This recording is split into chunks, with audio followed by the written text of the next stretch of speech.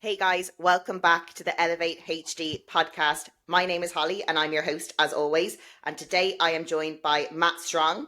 Now, Matt is a fellow online physique coach. He's also part of Team Physique Collective and he's also just launched his new company called the Acne Antidote, which I believe is an acne consultation service. Am I correct? That is correct. Well, firstly, thank you for having me on, Holly. It's Right. a very formal introduction, considering I know you quite well.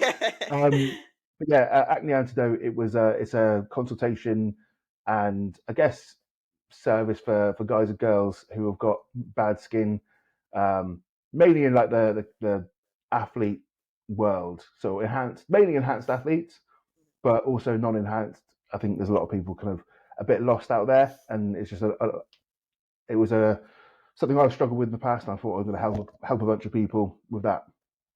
It is an amazing thing to do though, because there's a huge gap in the market there for solutions for acne. Because I remember myself, my brother, we've all been to dermatologists before as a child, and they would either just tell me to go on the pill or to go on Roaccutane, and they're the only two Yeah, choices. They don't really give you any other solutions apart from that. yeah, and especially within like enhanced bodybuilding, you're increasing your risk massively. But most guys, it's mainly guys I deal with because they're the probably most prone from like anabolic use. Hmm. Is they kind of they do like they're all well and happy taking Accutane. They're like, oh, let me go and take that. Be like, bro, you're missing like all this stuff behind the scenes that you could be doing and not adding in risk. Because as soon as Accutane is done, you're going to be back where you started in a couple of Yeah, months' time. yeah. So it's definitely something I've been wanting to do for a while, and it was just finding the right time. And honestly, the reception from it has been insane. So it's been really nice, and just been able to like some of the messages I've had have been phenomenal, and just so nice to be able to help some people out. Yeah, it's really rewarding as well because something like having bad skin really knocks a person's confidence. So being able to reinstate that and assist them with that is a really I, nice thing to do. I mean, 100%. I mean, from my own experience, there'd be times where like, I'm wearing a vest now because it's boiling, and I wouldn't have worn a vest. It was a point where like I was bleeding through t-shirts and stuff, Hmm. and you're like, that's not a way to live. No, definitely not. And I've got clients who felt exactly the same, and having seen um, just it's not a quick fix, right? This stuff isn't a quick fix. The same as coaching in general; it's never a quick fix. Um, but it's nice to be able to help people out, and yeah, definitely it's probably taking the most rewarding elements of coaching where you're like changing someone's life and just acutely sorting it out, and it's so nice. Like I say, Yeah, that is so good. Yeah. Thank you for joining me anyway. So we thought today we would go over how we approach having physique related goals while still living life and not being complete recluses or hermits because Matt is Mr. Lifestyle, is how we call him, is that he always has a physique goal that he works towards, but he still lives life, goes out, has a social life, and is a normal human. And me, myself, obviously on prep, I can't do that to a certain extent. But in my off season, I am very much more relaxed, more flexible with my approach. I'm not someone that eats out of Tupperware and eats chicken and broccoli for every meal because that is just not how I want to live and it's not how I enjoy it. So I thought it would be a good thing to do to get you on to kind of talk through how we both approach it because we might approach it in slightly different ways, absolutely. and also how we do it in terms of our clientele as well and how we get them to do it because both of us we do coach competitors, but most of the time we coach people who have physique related goals, who are kind of just lifestyle gen pop people, who have full-time jobs, who go on holiday, who have events, who want to look good in the summer but don't want to compromise, having meals out or having a drink or just being a normal person. Yeah, So, in terms of your situation, so you've never actually competed before yourself, but no. have you ever had an inkling or a desire to do so, or has that always been I, off the I'll be cards? honest, never. And this is it's always a bit of a funny one because um, a lot of people that coach, they've either wanted to coach, so wanted to compete, or have competed. And for me, I'm coming from a sporting background, played decent level rugby, American football, basketball, did a bit of powerlifting, competed at a decent level and all those things. And for me, I was much more drawn to the team sport. And then the thought of getting on stage to get other people to get that, it's almost in my eyes, and this isn't what it is. This is how I kind of viewed it. I don't need someone else's validation on my physique. I don't need someone else to tell me that. And the whole process, whilst I love it to a certain part, the utter restriction level of it is not for me. I massively respect people that do it. Obviously, loads of Physique Collective guys do it. Loads of my clients do it. I've had a bunch of clients compete very recently, and I love to see them do it. I'm actually off to a bunch of shows in the next 3 weeks. But for me, I think I'm much better as a supporter than I am someone doing it. And it doesn't really fit the values of what I enjoy in life at all. Like the traveling, the going out, the meals out. Like I said, traveling is probably my number one most favorite things.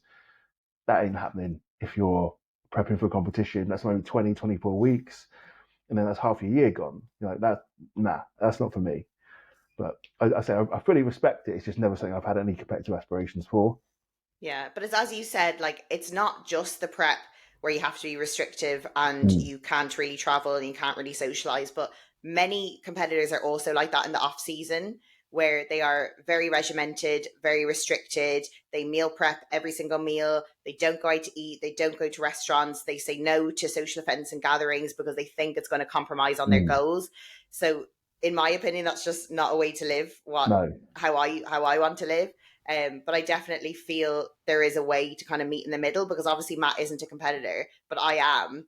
But I still feel like I can learn things like in the way that Matt does and apply them to my own off seasons in particular because I think that's a healthy thing to do for even competitors. Yeah, I think most of it stems from this it's this mindset where you have to be perfect. And that's what they in prep people are like, if you missed a beat you're giving someone else an opportunity, and it's this like hardcore mentality that permeates a prep. And obviously, like for a prep you kind of want to be as accurate as you can be, absolutely, especially like it's like a as you get closer to the stage your level for fuck up is less, it's diminished. But as you kind of zoom out to the off season you want a level of, I guess, adherence and professionalism to get to the absolute best. But then it's like, think about longevity as well. How many bodybuilders have you seen that done like 3 or 4 seasons and they just burnt themselves out? Mm-hmm. And like, unless you're going to be Chris Bumstead, I always use his example. Unless you're going to be Chris Bumstead and win multiple Olympias, and you're just like competing at a local PCA show, why are you doing all that? Like, there's got to be a better way. Mm-hmm. And for me and my clients, they've got competitive aspirations, but it's kind of like finding that balance of extreme focus to actually a bit more flexibility, and they're not this binary switch that you have to like I'm 100% all the time or I'm nothing. Like Yeah. that seems to be the one. I always refer back to my first prep because from that point, that made me realize what you needed to be strict on and what you didn't need Mm. to be strict on. Because I felt in my first prep, I was very unnecessarily restrictive about things I didn't have to be. Well, And like fruit that, choices. like food choices, Yeah. made it very, very uncomfortable and made me accumulate a lot of decision fatigue and diet fatigue Mm. and just like mental fog because I was doing all these things that had to be exactly by the book when I didn't need to. Like, for example, I always say I wasn't allowed to eat vegetables that weren't green, or I had to do my cardio fast in the morning, or I had to what else, I couldn't have any fruit that weren't berries, I couldn't have an apple, I couldn't have sweetener, like all these things that I felt so restricted were completely Yeah. unnecessary. So obviously there's give and take. Like obviously you have your targets that are fairly set in stone. And the way I like to explain it is that for myself, I have targets that I hit no matter what every single day. But the Mm. way I get to them can differ day to day. If I have a target for nutrition I need to hit, I can do that via a meal plan or I can do it by macros. It doesn't matter as long as I hit the target. I Yeah. think people kind of forget that there's different methods to approach the same goal. Yeah. So like I said, bodybuilders created this all or nothing mentality, and it's something I've worked so hard with my clients to like move them away from. And instead of this like are you either on or off, it's like a sliding scale. Mm-hmm. And let's say like 100% was you don't eat anything off your meal plan. So what happens when you can't? Yeah. You fucking lose your shit. So it's like having that skill to be able to drop down, like you said, and like, okay, today I'm going to macro track. I'm still going to hit the same things. How much worse is that? Well, it isn't. But people think it's worse. They're like stress out. Oh, I fucked it now. Like, well, you haven't done any of that. You just not done what you planned to do. You need to be able to adjust and work on the fly. Mhm. So I think how you explained it is a lovely way of doing it. Yeah, and I think, as you said, it's the pressure on social media to be 100% perfect at Mm. everything. And that if it's not hard, then it's not working, basically. It has to Yeah, be yeah, difficult. You have to be suffering. You have to hate every minute of your life to get the results. But like I explain to my clients as well, as a spectrum. You have 0%, you have 100%, but you have that whole range of numbers in between that you can be. And I often say, actually, my friend told me this because she used to see a therapist, basically, and she struggled with all or nothing thinking quite a lot. And he taught her the beauty of living in the mostly. So yeah, not being 100%, but being mostly all the time, because there is that wiggle room and that room for error, you know. But if you're not 100%, it doesn't mean you failed. It just means yeah. maybe you're 99 or you're 98, which is still amazing. Well, I don't think anyone who's done Olympia prep, I don't think anyone who's competed at any high level of sport, I don't think anyone like Wimbledon's on right now.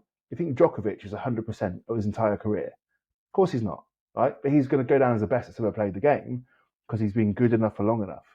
And if you just adopt that mentality of like good enough for long enough, or like you said, live in the mostly, guess what? If you've got genetics, you've got consistency, you've got enough of that percentage on your side, you're probably going to do all right, Mm-hmm. right? Mm-hmm. And I think stressing about that 1 or 2%, like I've seen people like freak out that they're like a gram out on salt. I'm like, whoa, that isn't gonna mean you're gonna win or not. If you're like 12 weeks out, fuck, I missed a gram of salt. Yeah. You know that stress that you're causing yourself right now, that's probably going to do more harm than that anything that's happened today. Yeah. And they'll probably blame if they don't come first on the Yeah, gram of salt, so they don't have to blame themselves.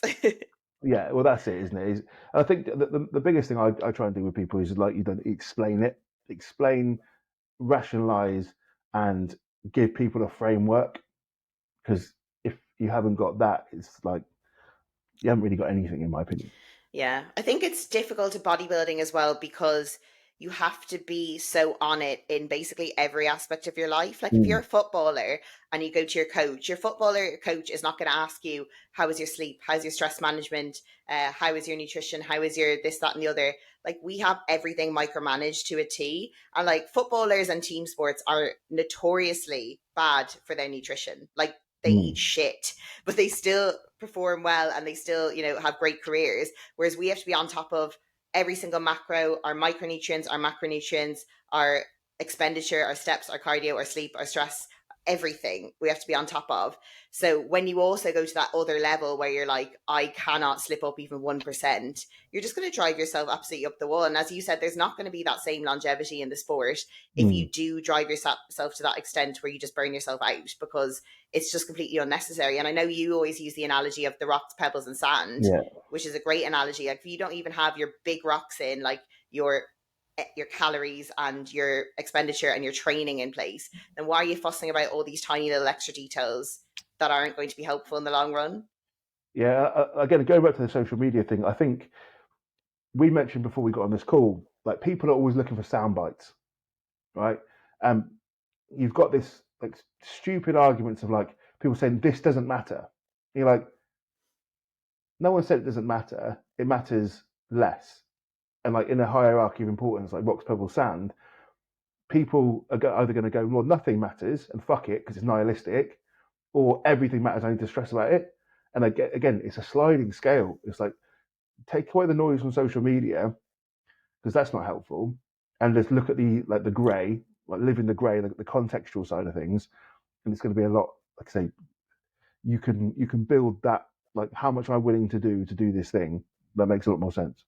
Yeah, and like just touching on that, like something that myself and Jasmine experience quite a lot is comments or opinions from other bikini competitors, kind of thinking that we are not as serious as them because we don't have strict meal plans, because we Yeah. have to, you know, think on our feet a lot of the time and change tactics and, be flexible, be adaptive. But if you look at the OG compact athletes, there's very few of us still left except for me and Jasmine. Mm. So it just kind of goes to show that having that flexibility does allow you to have the longevity and the energy to keep going, so you don't get burnt out and you don't have that fatigue that just builds up where you're like, I can't do this anymore. And I hate to say it, and I bring it to like eating disorders, but whenever I see people that are just fixated on eating, like a eating plan, a food plan, I just think, have you actually got a good relationship with food? Mm-hmm. Because I've seen so many clients come to me. They make one slight slip up on their meal plan, and that's it. They're off the rails. Um, and when someone's promoting a meal plan, again, it's a sliding scale. It's like there's a time and a place for that, and it may work for you, it may not. Mm. But you can't demonize or glorify them. You just say, is that the right thing for you? But if someone's having a go at you because you're not doing what they're doing, that says more about what they're doing than it does about you, I feel. Yeah, if Like someone what has the time to be looking at what you're doing, you're like, well, should you not be focused on yourself and what's working for you? well, I'd be more worried about why you're worried about it. Like Yeah. why are you worried about that thing that someone else is doing? Yeah. That's like going. I always use the analogy of like what someone orders in a restaurant. If Yeah. you're out with your mates for dinner and someone orders something different from you, you're not like, why the fuck aren't you ordering the same thing as me? But all of a sudden, when it comes to training, if you're not training the same way as me, or you're not eating the same way as me, all of a sudden you're anti what I'm about. You're like, no, I've got just got a different choice. Like it's just Hmm. order a different thing off the menu. And it's the same as what you're doing there. It's like, why does that bother someone else? I Yeah. don't understand. Yeah. Yeah. So what I find interesting as well, kind of in your respect, is that obviously I am quite, although I am very flexible, I am still quite a type A, however you want to call it these days, personality, where I do like to always strive for something, for an objective target. So that's why I find competing is good for me, Yeah, because I have to achieve a criteria in terms of my physique, and it's not something that I decide myself. So that's always how I'm wondering how yeah, you kind of set your own physique goals when you don't have that objective criteria to follow. that's a really good question. I think so. The best way I can sum this up is when I was at my one of my last companies, they're a Japanese company, and they introduced me to this concept. It's called Kaizen. And it's gained a bit of popularity. I've seen like a few posts recently about it, but this is something I sort of heard about maybe 10, 12 years ago. And the term basically means continuous improvement. Like your aim was continuous improvement. And for me, it's always been about like your physique is just an area of your life that you demonstrate to the world. And I'll kind of go off on a tangent. I'll come back and you sort of That's see what I'm okay. going from. I won't name any names, but my brother used to be a personal trainer in Exeter, and he used to coach this. He was a barrister, right? And he was very, very successful. He was a good-looking guy in his 40s, and he had a great family, like kids. He had a great car, great job, owned multiple properties. If you or I were looking at this dude, you're like, he's an absolute baller, right? He's got it. He's got everything covered. Super happy, loved his life, always on holiday, that sort of bloke, like great life. And I remember I was in the gym one time, and these lads who were like 18 were like looking down their nose a little bit at him because he was like working on getting in shape. He wasn't like fat, but he wasn't like super shredded either. And I was like, you're thinking you're better than this dude for like how you look. And firstly, that's fucking shit. But secondly, this guy, if life was a competition, he stomped you. Like he's absolutely stomped you here. And I thought this guy's going to get in shape, and then what have you got? Like he's got everything. Then there's nothing you can even get close to him on. And I will never forget that because that was one of those things. I was like, you can't just use, in my opinion, you can't just use physique as a like this is I'm doing well at life. And I feel like there's it's smaller now, but there's a percentage of the industry that just how they externally perceived and look is how they perceive themselves.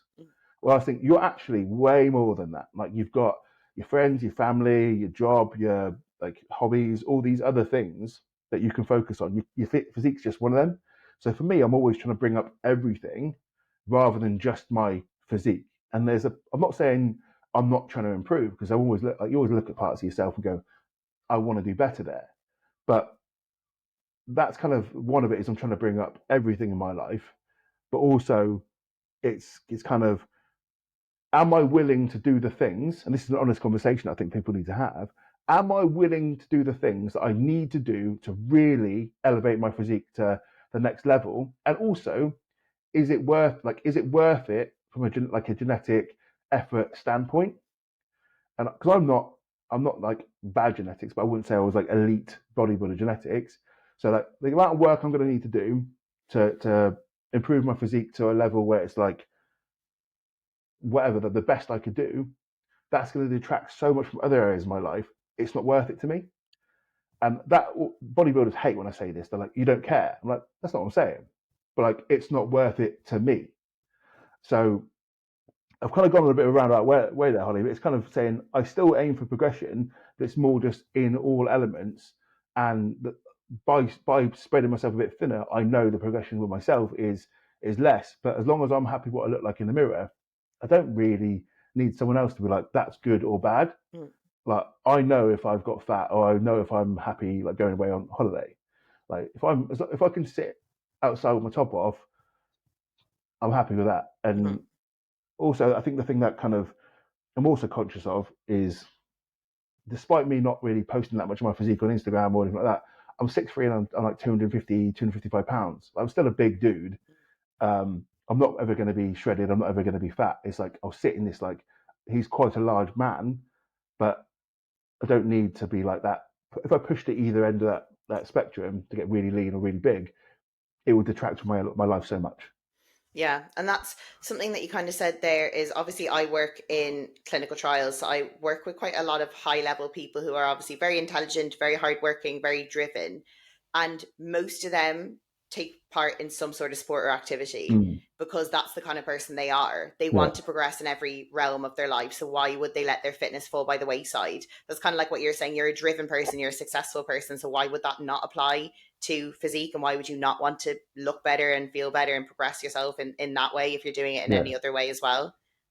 that's exactly it. It's like I don't think you need to sacrifice everything to like do a little bit better in one. Yeah, yeah.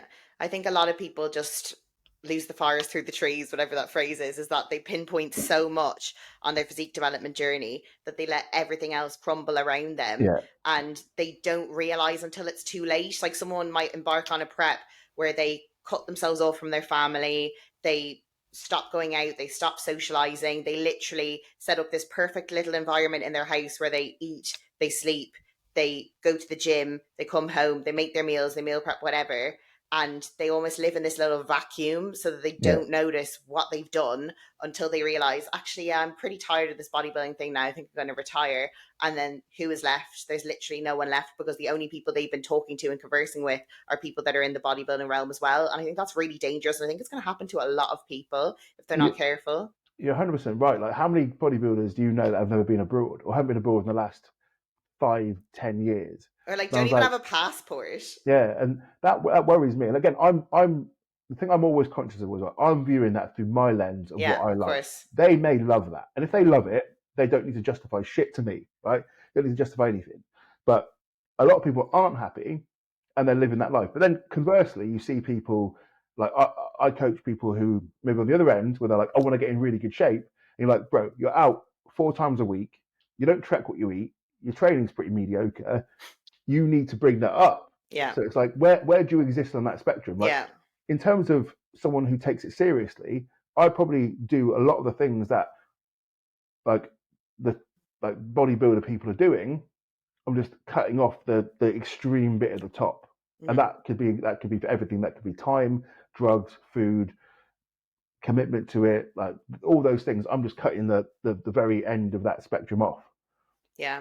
And like in a morbid way, how I think of it sometimes when I feel like I'm going into a hole of it and getting too immersed and too consumed, I think about where I'm going to be at the end of my life, looking back, thinking, what would I be proud of and what would I feel happy that I spent my life doing?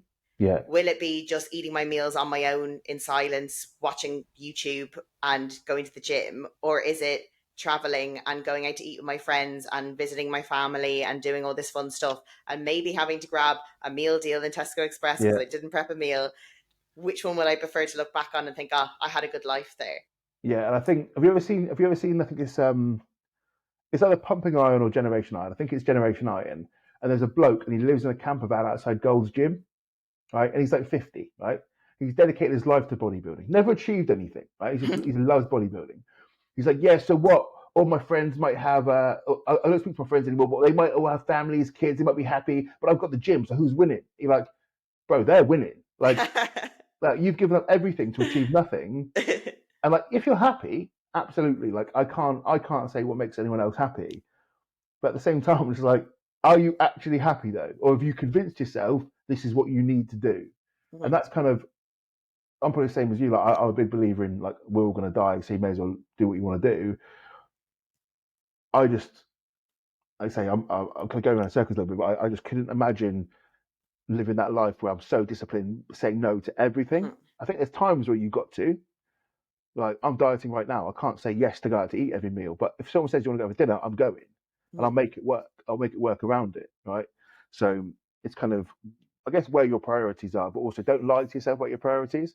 I'm very honest, and I can be sat there and like, these are my weaknesses, and people say, no, you could compete. I was like, I could, but I know I wouldn't be very good. Mhm. There's nothing wrong with saying that. Like I'm happy, and I'm honest enough and old enough to say, well, I know I wouldn't be good at those things. Like that's like saying, Matt, do you think you can make it as a Premiership footballer? No. Mhm. Like my time's gone, mate. If it was ever going to happen, and it was never going to happen, so it's kind of just having that awareness of going, well, how much effort is it worth putting in? Mhm. Yeah, so that's what I was going to ask. So, say two clients come to you and they want coaching, both Gen Pop. One of them takes it to the extremes, like we've just been talking about, like everything has to be 100%. And the other one is almost on the other end of the spectrum where they're too lax. So, do you Yeah, have like different ways that you approach each client, and what kind of changes would you make to your method of coaching them to kind of get yeah. a physique result? That's a great question. I think the first thing I try and do is understand. So the biggest thing about coaching, in my opinion, is understanding the individual. So everyone tries to coach in the way that they know. So if I went to, oh God, the fall out of a seat. If I went to an IFBB bodybuilder, he's going to coach me like he knows. If I went to a CrossFitter, he's going to coach me like he knows. That's not coaching. That's just telling. Right. So first thing I want to understand is actually what do you want to achieve? Right. If they've got the same goal, like I want to get in good shape, whatever that looks like. Right. Let's say I want to get in shape for holiday. And one guy is the guy that all in or nothing. You just start having conversations. You're like, where do you want to be, and also who do you want to be? As in, like, what does that person look like to you? And this is something I repeat all the time. It sounds a bit cheesy, but it's kind of like imagine yourself doing those things. How do you think they act, right? And I've got a client. We say this to him because he was on the other end. I said, right, give me an ideal characteristic of someone that you want to be like. He's like James Bond. He's like I want to be suave. I want to be sophisticated. I want to be like impressive to women. I want guys to like respect me. And I was like, right, James Bond. View everything through that filter that you are James Bond. And it sounds fucking ridiculous when you say it out loud, but okay, how would James Bond approach the weekend? Is he going to go out drinking? Like probably it's James Bond, but you know what I mean. Like, is he? Martinis. Yeah. How's he going to approach this? How's he going to eat? How's he going to? Is he going to miss a training session? No. And you start to view everything through that lens of where do you want to be, and that lens goes both ways. So someone who's extreme every time they get to their diet, they binge because they maybe missed a meal. They're too extreme. If they're viewing that person they want to be as actually like I would like to be able to have off-plan meals with my family and not turn into just about the food. I'd like to be a bit more relaxed in my approach to like do this like, and it I've seen it so many times where um, if you just get them to visualize what that person looks like of them, that best version, that avatar of them, they can start to actually change their behaviors around the things they do. And then it's also creating I guess, a safe space where they are going to fuck up. Of course they are. They're human, right? Um, it's also not being that coach who's like, why the fuck did you do that? You're like, well, I what I do, and it's probably like it's quite hard for guys, but I create a really safe space. I say, look, talk me through. Say someone binged on a diet, right? Talk me through what happened. And they're like, I ate loads of food. I'm like, what did you eat? Talk me through, like, what? How did you get to that point where all that food was there and you were eating it? Well, I went out, I did this, I did that. I said, okay. At what point did you know this was going to happen? And let's go like a really granular level, not because I'm trying to shame them, but I want to identify what the trigger was. Like, where did we get to? How did this thing start? Because you've binged before? Because I fucking have, right? What I, started it? I have to say that I've actually never had what I would call a binge, because I think Yeah. there's a difference between binging and overeating. Oh I've yeah, definitely. never Yeah. got to a point where I've lost control of my eating. I've always overate because I wanted to. So that's Right. my Oh, definition. I definitely binged. When I was like in my early 20s, I would be like, I was working with a coach and he hammered me so hard. I was like, do you know at that point where you're just like, physiologically, I am fucked. And I Mm-hmm. just snapped. I just went crazy on food. And I know the point at which I snapped. So if I can find that point and then like reverse back to that and be like, okay, could I have done something different at that point?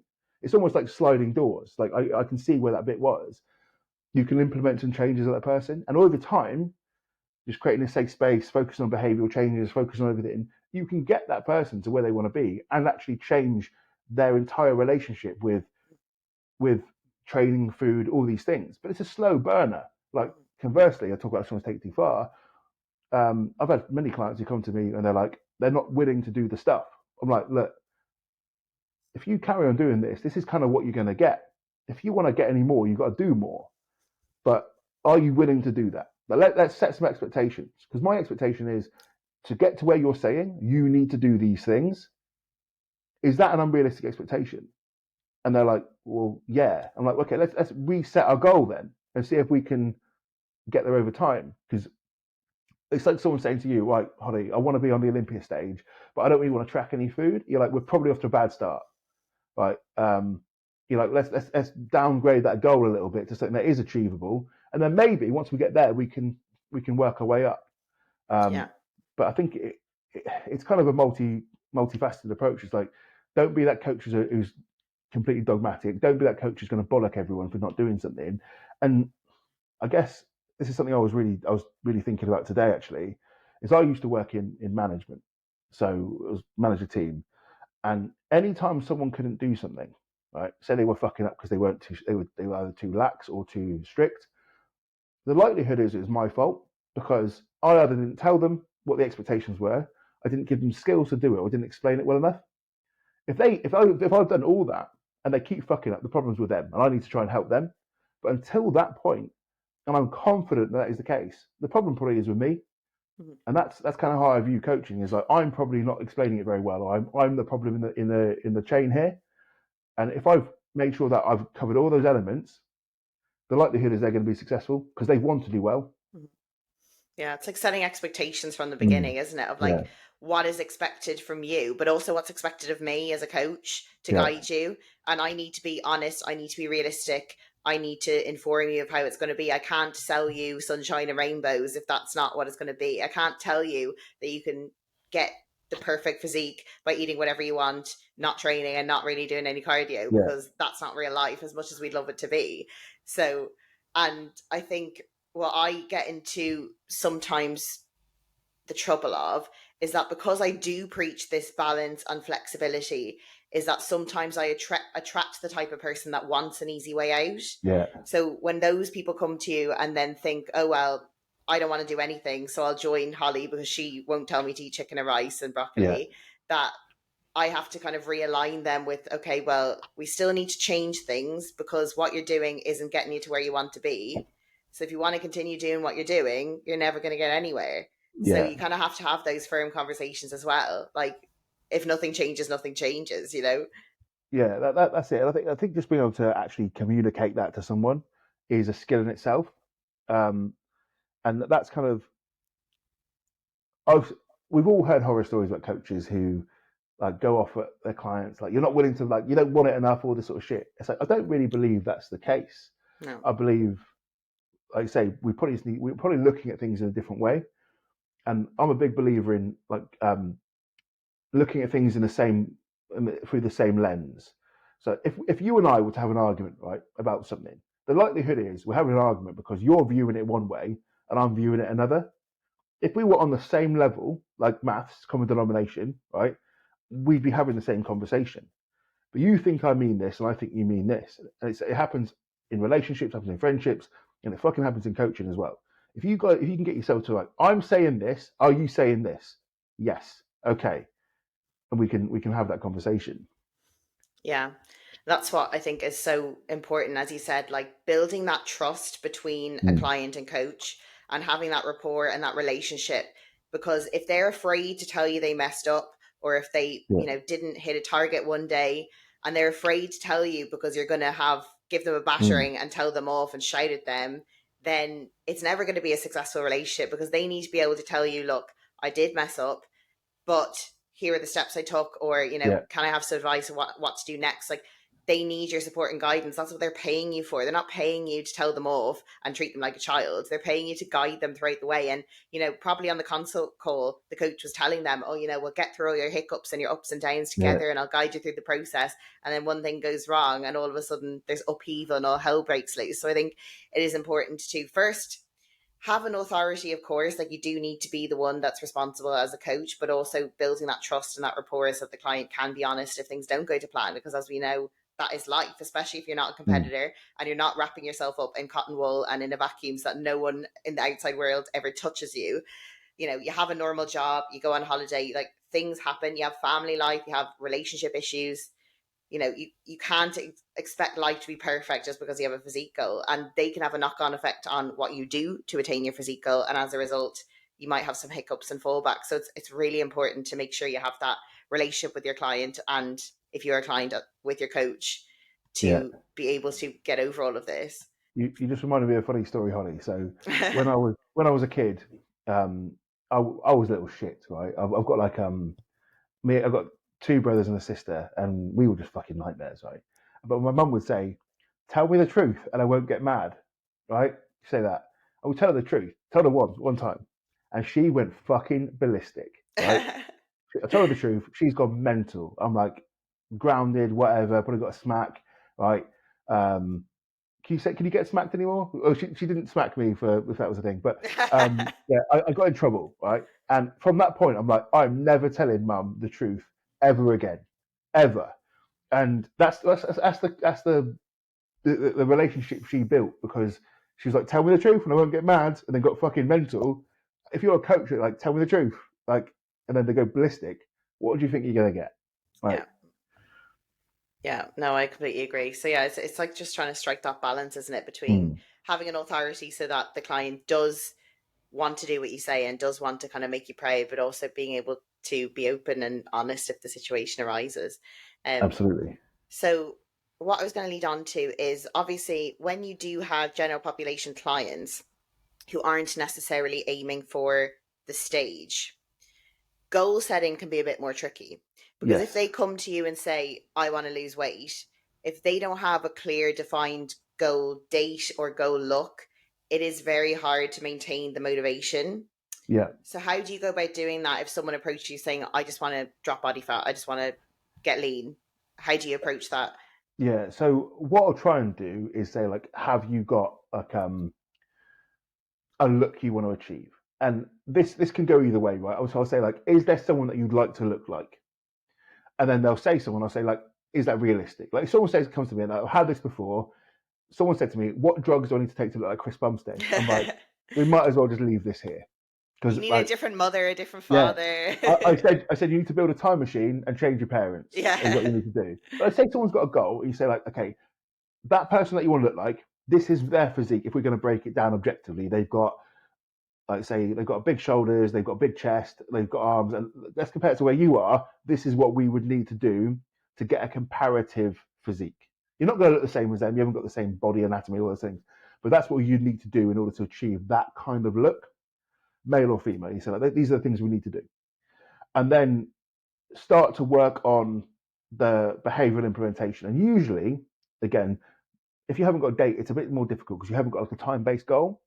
But most people have got holidays and stuff to work towards. They're saying, like, I want to go away next year. And I'll ask that sort of question. I'll say, okay, next year, are you planning any holidays? Let's say, oh yeah, I'd like to go away. When do you usually go away? Go away in, I don't know, June, right? And you might be set in October. Okay, well, let's work backwards from there. Okay, so if we want to do that, we're going to need to make sure we go into a fat loss phase at this date. We're going to need to we're going to spend all our time until that point growing, right? So all of a sudden, you've taken something which is a really, I want to look like this. You've kind of like forced a timeline out of it. Um, and very often, it's very, and often, what do I say? It's very rare. Can't fucking speak. Said it's Friday. It's very rare that someone hasn't got the intention to go away at a later date or something like that. So you can almost manufacture those things, and it's not I don't think it's insincere way of doing it. I think it's a way of you trying to create some time pressure, because it's like Parkinson's law, isn't it? Like, you're gonna take as long to do a task as the time allocated to it. So let's give some time. Yeah. And I think if you can make sure you do that in some manner, that's always going to help the client way more than anything else. Yeah, well, I can even vouch for myself. Like before I joined Joe, I never really had my off seasons planned out in any Mm. way. I was just told, okay, we're off season from now until this month, and then we're going to diet. So I was just bored. I really lost motivation. I just felt like I was just off seasoning forever and I had no structure to it. So I think, as we do at the Physique Collective, implementing that timeline and that Mm. roadmap so a client can see the year ahead makes a massive difference. Then you can map out exactly what phase you're doing, how long for, when you're doing it, when you're transitioning to the next one, where the goal is, reverse engineering from the goal all the way back to where you are now, and being able to visualize that on a map makes a Mm. massive difference, because it makes a difference to me, and I'm a competitor. So even to, normal lifestyle clients who have a holiday, as you said, due next year, you can work all the way back to right now and show them all the blocks, all the phases, everything you need to do to get you to where you want to be by now. So when they're even like a year out from that holiday, they still feel like they're on the right track towards where they want to be. And I think that makes a massive difference. And it's also taking, like, say you're taking like a general population person and you put them through a gaining phase. That's probably a very uncomfortable situation for most people because they're putting on body fat. They can't really see the change, especially for a natural person. You're not going to see these changes. So it's like, firstly, giving that timeline, but also taking the onus away from just aesthetic goals. Mm-hmm. Like, right, we're going to focus on performance. So in this block, what I really want to do is make sure every week we're evaluating your training. So are you progressing week on week? Let's really make sure your technique and your execution is perfect, right? So take the onus away. So you're always looking to strive to improve, but we're taking a focus on, oh right, I'm putting on a bit of body fat because they're going to be accruing a bit of body fat if they're putting on muscle. Let's take that focus away from that and focus on something else where you can see improvements rather than focusing on the negatives. Mm-hmm. And how do you manage expectations on like the body fat gain in a muscle building phase? Because I find, especially for lifestyle clients, they struggle a little bit more than that, more than a competitor would, just because they don't really know what to expect in terms of muscle Yes. building. Like they probably read magazines and articles telling them that if they in a surplus, they'll just gain muscle and nothing else. Yeah. So when they do see themselves get a bit softer and their definition fades, it can be hard body image wise for them to accept that. Yeah. So I'll try and have a conversation. Um, and this can be a good or a bad thing. I like doing it, and I'll explain why it could potentially be bad. So I like, funny enough, to treat my clients like human beings, and I'll Oh have a God, shock conversation with them. horror. No, I you know don't. it's a crazy thought, but I'll say to them, right, these are the options we've got for this gaining phase. We can either go for maximum muscle accrual, or we're going to put on some body fat, and this is about the ratio we can get. And I can usually kind of guess based on their genetics, their makeup, all this sort of stuff, enhanced, non-enhanced. You can sort of give an idea of what that would look like. Or you can say, oh, we can go a bit slower, and you'll gain a lot less muscle, but you also gain a lot less body fat. To you, which one sounds better? And they choose. I'm not telling them, they choose. And we say, right, we'll start with that. And we can always we can always rein it in. We can always move a bit quicker. But you've chosen that. So you've got I guess, the agency of that decision. So I'm not, they can't say to me, oh, you made me do this. I'm like, well, your choice. And if you want to change that, by all means, but this is why we shouldn't change it. And I think just having that, you've disappeared, Holly. You've gone. Oh, am I back? You've what's it say? I can see you. Oh, video will tell when the internet improves. I don't know what's happened there. So Maybe it's me. on Riverside, even if you don't see me, keep going, because they actually record us separately. So Okay, it that's actually doesn't fine. matter in the end. So keep I'm going. going. Right. So yeah, I think I have that conversation and just kind of get the buy-in by that conversation. Then they're choosing rather than me telling, which I find is a lot better. And then at that point, it's then me reinforcing their decision Mm-hmm. when there is a wobble. Yeah, and as you said, it's kind of like managing expectations and telling. Sorry, somebody just fell behind me. Telling the person the pros and cons of both, and if there is a trade-off, just being honest about it. Like as you said, you can go for maximum muscle gain if you want, but just beware that you're going to gain body fat with that.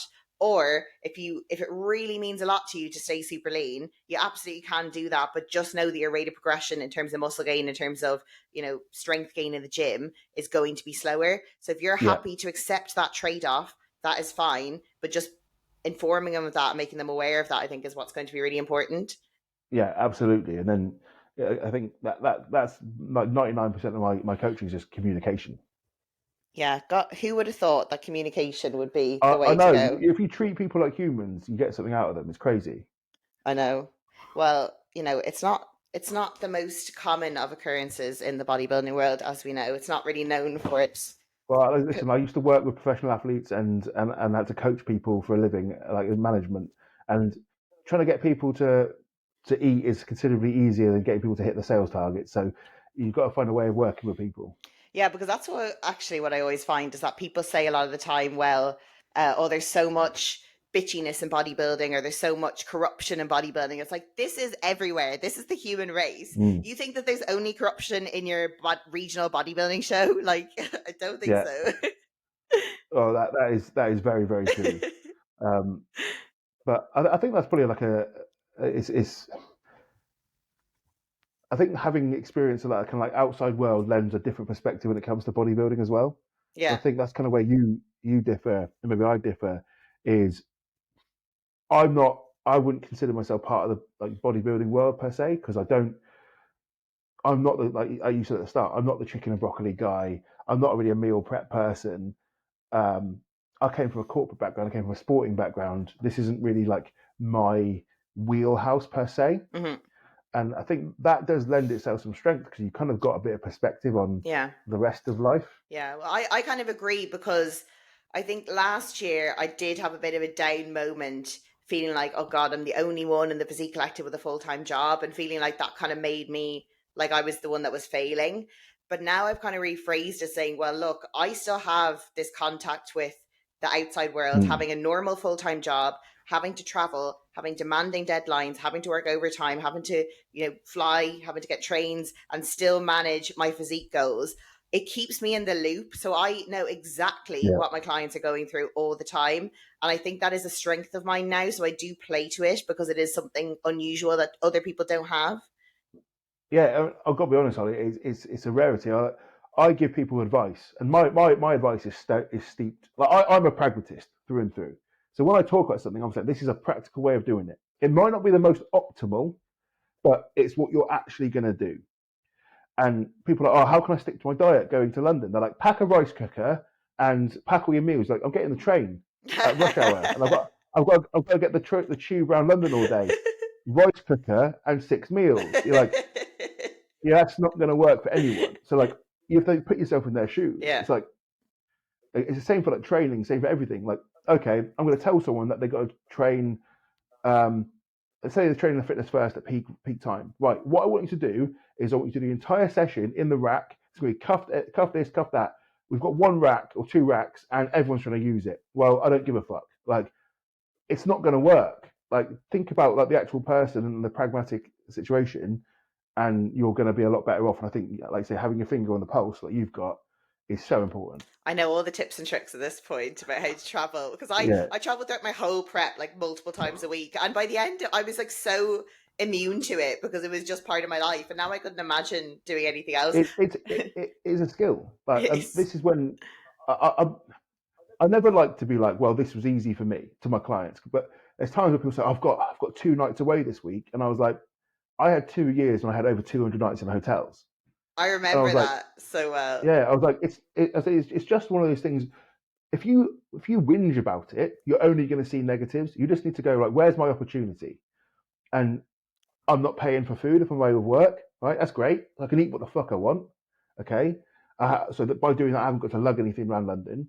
I've got my fitness pal, and this is an actual opportunity for me to learn a skill Mm. like you've done. Like you get to the point where you're like, well, actually, this is easy. Um, so I'm staring at this line of light down my head when I'm blind. But like it's like the Matrix. It's like when you can see the code, you're like, well, that's easy now.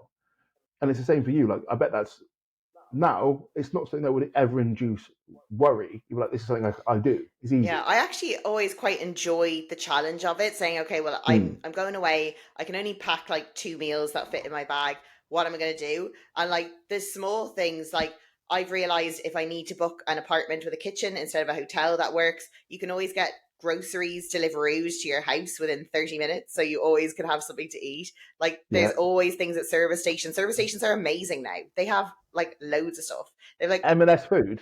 M&S food, yeah, they have so Mm. there's so many great things. And also I come to the bottom line of it with my clients and I say, look, no matter what food is there, no one is putting it in your mouth. Literally no Yeah. one. So you do not have to eat it. So like you can't say, oh, I just couldn't help myself. There was a burger, there was a fries, there was all Yeah. this stuff. I just couldn't help but eat it. I was like, but like you just didn't have to eat it. You could have just like if your goals are strict enough, you could have just not eaten it and then gone to the shop after, or you could have made something for yourself, or you could have figured it out.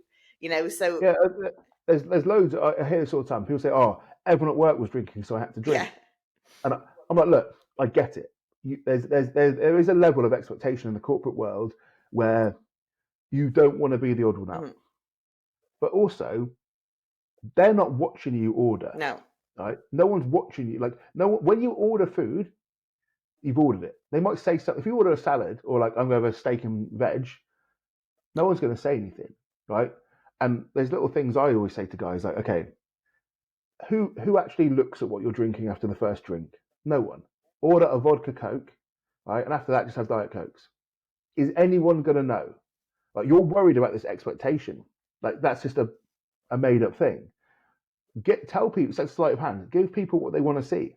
If they want to see you eating, you can eat, right? It can be what you want to eat. If they want to see you drinking, you can drink. It doesn't mean you've got to drink all night. Mhm. Play the game, Mhm. but like play it on your terms. And you can still track these Mhm. things. And even if I like to analogize everything with money. So let's say you're at the end of every month you want to save £1,000, right? I want to save £1,000. That's my intention. And you save 700 quid, right? Anyone will go, you've had a really good month there. But in fitness, they go, you weren't 100%. So if you were a little bit over for that day and you made it work, okay, you still made progress. It might not be the progress that you could have made theoretically, but again, pragmatically, you've made progress. So I think just putting it into like actual context of you've had a really good, you fucking nailed that. Well done. Yeah. Means a lot. Means something else. Another thing that's kind of similar to what you said about like budgeting and stuff is that a lot of people are so anal about you chose this entry on MyFitnessPal and it's 20 calories over it should be, and you should always go for verified ones. Just pick something in the ballpark. Like if you go and have Yeah, a burger and fries, type in burger, type in fries. There's going to be a million different options with loads of different calorie amounts. Just pick one of them. It's fine. It's not, if it's one meal, it's not the end of the world. At least it's giving you a rough ballpark to know, okay, if we're yeah, eating roughly this many calories. And then it's better than literally not tracking it and having no clue where you are. It's something. So as long as you yeah, don't look at one and be like, oh, I probably had 100 calories worth of burger, like yeah. be realistic with yourself. But for the most part, it's all those nuances and those tiny little things don't matter as long as you get the bulk of it right. Again, with the money thing, I always say people go, "Oh, like it was too much effort to look," and I go, "Okay, if you were on holiday, do you just spend like that? Yeah. Like you just spend without Some looking, people do you? do.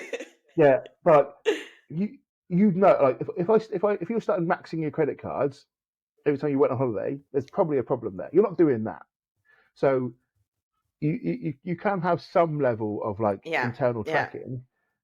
You may go over, but like there's a difference between that and just fucking it, Yeah. and that's I call it the red fuck it button. Yeah. Like that's the aim is to not press that. Yeah. Like you might flirt with it a little bit, but don't press that big fuck it button. And our behaviours around not doing that. Yeah, and as you said, there's such a massive difference between pressing the fuck it button and ending up being 500 calories over your meal plan. Because obviously, 500 Yeah, calories, it's not ideal, it's not what you're going for, but in the grand scheme of things, it's hardly going to make a dent. And at least we have that knowledge, and knowledge is power to glean how we're going to move on yeah, from it. But if you don't even have a clue when you check in with me and you're saying, I have no idea what I ate, I completely fucked yeah, it, and you're just like, well, I don't even know where to go from here because I don't know what you did, you don't know what you did. Like, so, yeah, obviously, as you said, just having some sort of idea is right. But what I was going to ask you as well is like, say, obviously for a lot of lifestyle clients, we would do diets leading into holiday. yeah. So in terms of the holiday, how would you approach maybe the week before? Like, are you still in a deficit the week before? And then also on the holiday, like, do you give them guidelines or do you kind of say, right, the work is done? have fun It now. entirely depends on that person. So um, I can give a couple different examples. So one of my clients, Lewis, he's just gone away last weekend just gone on a stag, and he was like, I just want to be in great shape for it.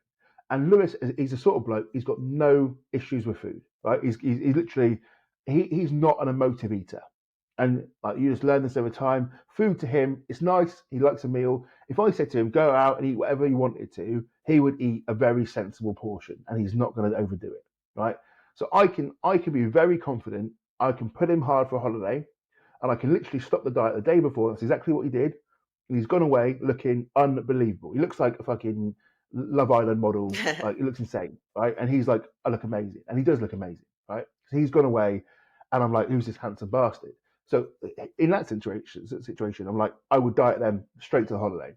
If there's someone else, maybe someone newer I didn't know as well, or someone who perhaps had a little bit of a worse relationship with food, and you can always tell, right? Maybe they're a little bit anxious about food. Maybe they're just like talking about how hungry they are all the time. Those people, they are the absolute last people you want to send away on a holiday when there is almost like it's free for all. So that at that point, I'll be like, right, let's get you finished on your diet early, bring you back maybe a week or two before, and establish some sort of satiety signals. So some sort of hunger regulation that you've got, because most people, their hunger signaling is playing catch up all the time. You stop your diet, you're probably not going to be, depending on the severity of that deficit and how lean that person got, they're probably not going to be normal for another 2 to 4 weeks. Let's say, let's just pick a number. Getting them out of that worst bit, like the worst part of people's prep is usually at 2 weeks post show. That's when it's like a fucking it's a game of like how much can I fit in my mouth at this point for some people, and you want to avoid that. And it's a lesser degree on a holiday prep or a photo shoot prep, but still it does happen. So getting them out of that position, then establishing some behaviors like, here's how I'd like you to approach your day with food, right? And if they're really struggling, if you're the sort of person I know is like very food focused, I'm like, look, let's keep chatting over the holiday. I'm not going to bollock you because I want you to have a good time, but you don't want to undo, let's say, 12, 16 weeks worth of work in 1 or 2 weeks. You want to, if you put on a bit of fat, that's okay, right? It's a holiday. If you're not coming back and putting a bit of body fat after some holidays, like well, I went to Italy, am I going to get a bit fatter? I'd be surprised and I'd be saddened with myself if I didn't, right? But it's like, don't overdo it, don't overcook it. So when you come back, you've got to do that whole thing again because that's never fun for anyone. I know So I that's the guess it hardest completely bit. depends on the psychology of the person. Yeah, and I also think like the type of holiday as well. Like for example, Yeah, I love going on city breaks, and I always lose weight when I'm on city breaks because even if you eat whatever you want, realistically, you're only going to have maximum 3 meals a day usually, and you do so much walking that it kind of negates it. yeah, But if you're at a 1 week all inclusive where you have a free reign of food, breakfast, lunch, and dinner, and you're also lying by the pool completely sedentary for a whole week, yeah, that is a recipe for disaster for body fat gain and undoing all your hard work. So I think it is important to have the conversation and say, what kind of holiday is it? What kind of food yeah, are you going to have? What's your plan? And then maybe provide a strategy or a plan of action for them to help them through the process. And as you said, say to them, if you want to message me, do. Like, don't feel like you can't check in with me just because you're on a holiday. Like, you can absolutely communicate with me and say, right, this is the plan for today. What do you think of this? And see yeah. the advice we can give. I was just thinking as you were saying then, I was like, honestly, I can't. I've had a lot of my clients love a holiday, go away, and I honestly can't for the life of me think that anyone has fucked it. Um, I really, everyone seems to have. I try and equip people with that skill set to be able to do it, Yeah. and I honestly can't think of anyone that has gone away and absolutely fucked it. Um, and that's kind of one of those points of Well, I pride, I think think, it's for me. also mainly going to be competitors pro show because they're so restricted. But as you said, if you have coached Yeah, them in a way that they've learned flexibility and how to be adaptable and how to not be super restrictive, that they're not going balls to the wall because it's all or nothing. And that's kind of a yeah. testament to your coaching style, I suppose, that you've been able to do that and instill that in your clients.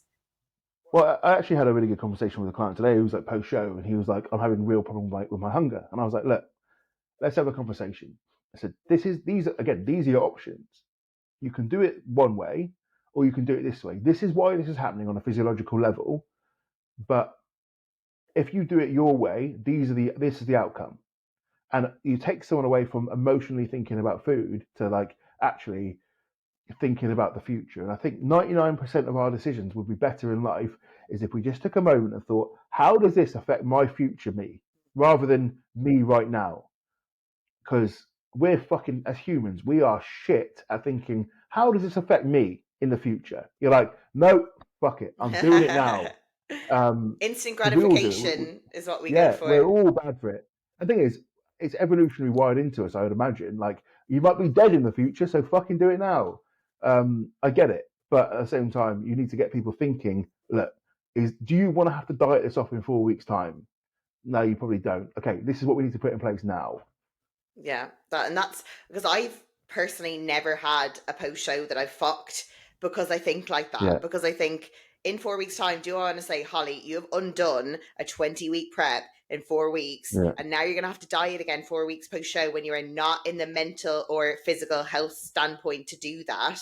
Like, are you serious? Like, that's why I've never done it because yeah, I've almost scared myself by looking at my future self and saying she is gonna be pissed at me if I do that. yeah. But it's fucking right, though, isn't it? Yeah. Yeah, but yeah, it is setting that expectation. I suppose like sometimes some people do have to make the mistake first to learn, but then if Yeah, and it's. I mean, I've always hold my hands up and say like, I've definitely, when I was in my early 20s, had a bad relationship with food, and I was definitely at periods binge eating, 100%. And I know what that feels like, and I know it's actually a horrible cycle. It was only like a 6 month period, but it was long enough to know I never want to do that again. And like you, since then I've never binged. I've overeaten intentionally, knowing that this is like the cost of what I'm doing, but I've not given a fuck about it. It wasn't like I lost control. So I think knowing, kind of having experienced that, it enables me to communicate to people like, you don't want to experience this. yeah, yeah, don't make the mistakes that we've made. I think that's what I Don't what? say as well. Yeah, I've made so many fucking mistakes in my life in various different reasons, Ollie. And people say to me, "Oh, you're quite wise." I say, firstly, I'm old. Let's not forget that. But secondly, I've made more mistakes than you could possibly imagine, which makes me look like I'm smart. You just don't do what I did. I want to dig into them sometime. All those past mistakes, all those top secret mistakes you've been hiding from us. Loads. I'm quite honest about it with most people. Oh god, yeah. I just had like obviously my preps and stuff have just made me more uh in tune with how I don't want to coach and how I don't want to be as a Yeah, competitor, and that's kind of shaped me. But I'm lucky that I haven't had that many bad issues or that many events or that many preps that have been horrible. I had my first one I talk about because it was unnecessary, but I wouldn't say it's yeah, horrible. I've never really had like bad practice coaching from anyone. I've never had bad situations like that. It's just that I've gotten kind of passionate about the way I want to do things just by finding out yeah. what I love and what I don't love about coaching. Absolutely. So yeah, no, but that has been a really good conversation. I really think that we're on the same page, which is nice because I do think, as you said, like obviously the Physique Collective is a very competitor dominated member site and Mm. community and family. So it's funny that we're kind of a little subset of it, like the lifestyle crew, because obviously we Uh, love coaching competitors, but I think our mm. passion lies in helping real people make real change. And I find that really rewarding, and I know you do as well. Oh, I think there's something to be said as well. Is there seems to be this expectation, right, where unless you go 100% of this, you can't achieve a good physique. And I think that's absolute Mhm. nonsense as well, because I look at, and I'm not holding myself up as an example here. Like, I like the way I look. I know I'm nothing special, but like, I like the way I look, right? Um, but I look at some of my clients who have like come to me and said, I don't think I've got very good genetics. And I was like, have you done anything to actually find out if you do? And they're like, well, no. And I said, give me a year and then tell me if you've got good genetics or not. And they're like, oh my God, I never thought I'd look this way. And these guys, weirdly, recently, I've had so many clients get modeling contracts, No right? way. And it's really cool.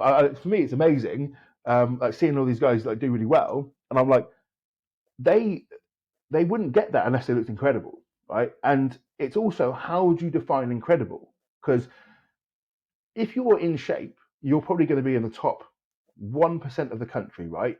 And I'm not going to go into like this fat phobic or like obesity epidemic or whatever you want to call it.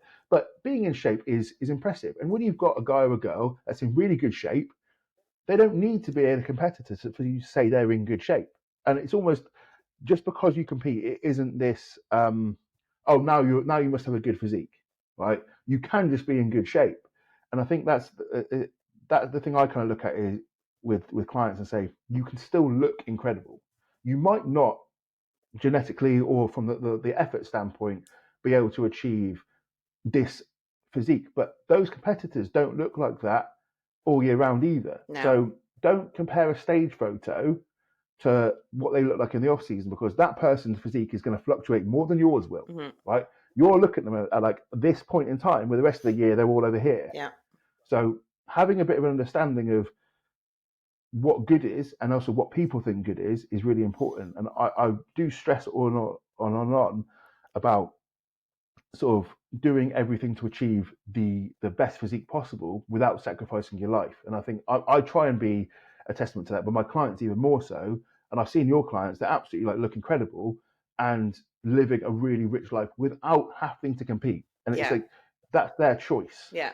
And I would argue that people who are in great shape that aren't competitors are more aspirational for most people. Because if you show a competitive bodybuilder to a normal person on the street, they'd be like, what the hell is that? Like, they don't find it attractive. So, like, by having like a really good, fit lifestyle physique, that's what 99% of people want to look like. So, realistically, if you have a client who just wants to be in shape year round, drop a bit of body fat for summer, maybe bulk a bit in the winter, most people are going to want to look like them. They're not going to want to look like me on stage. They're going to want to look like someone who's lean and fit and healthy all the time. But I would imagine most of your female clients want to look like you in the off Yeah. season. And I think the other point I was going to mention as well is the Physique Collective thing. Everyone is using performance enhancing drug nowadays, even women who just want to look good, right? And we need to accept this as a thing. And with that knowledge, I would much rather have someone like you who's got an understanding of this, right? Give them advice than someone who is just a lifestyle Yeah. coach. I would rather have someone who had that background, had that understanding.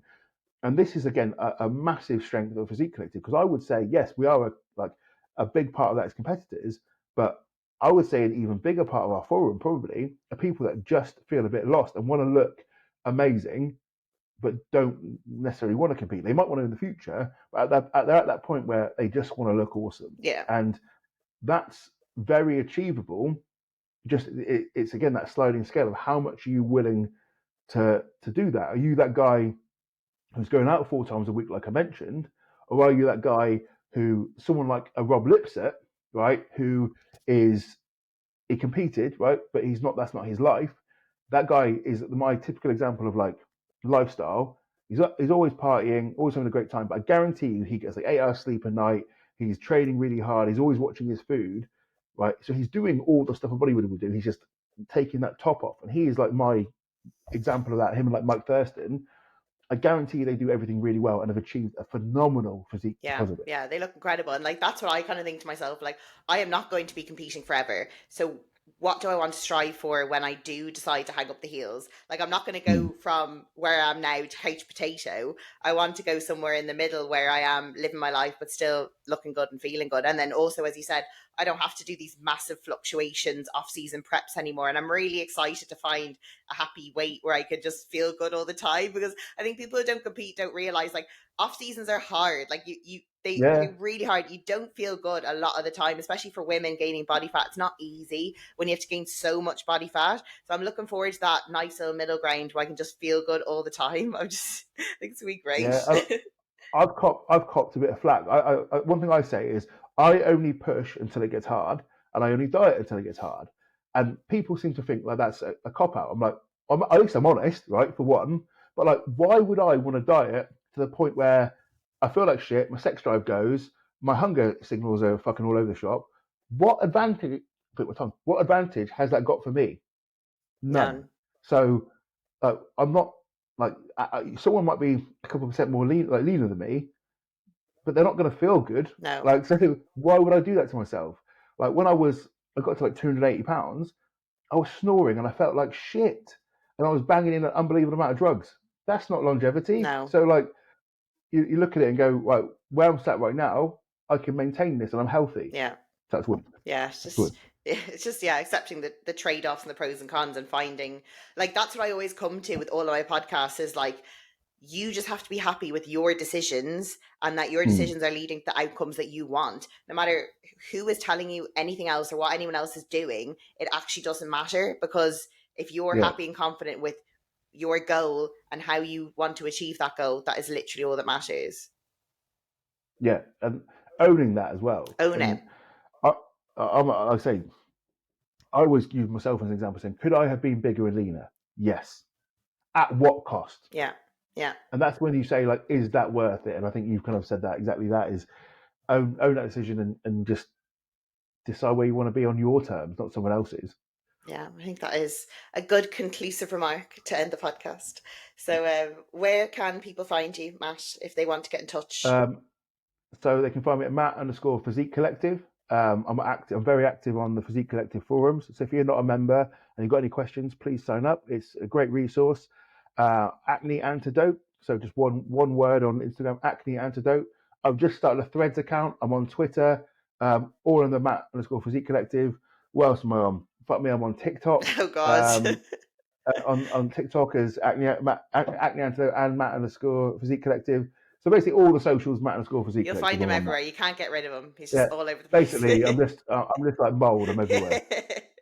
Like a parasite just leeching onto everyone. Basically, that sums me up well. So, guys, if you enjoyed the podcast, I would appreciate if you could take a screenshot, share it to your story, tag myself. I'm at Holly_Physique Collective, and as well Matt. So Matt_Physique Collective. We need to get a picture of Oh this, yeah, we Holly, need to get a before we picture. sign us off. Just give us a thumbs up, juices. There you go. And Matt just got a screenshot for our Instagram. So yeah, I appreciate you coming on, Matt. Thank you so much for joining me. Honestly, thank you so much for having me on. It's been amazing. Honestly, these sort of discussions fire me up, and it's so nice to see people doing phenomenal work like you are with your clients as well, Holly. So it's Oh, awesome. thank you. I really appreciate that. Yeah, that's all I want to say. So yeah, thank you guys for listening, and we'll catch you in the next one. Thank you.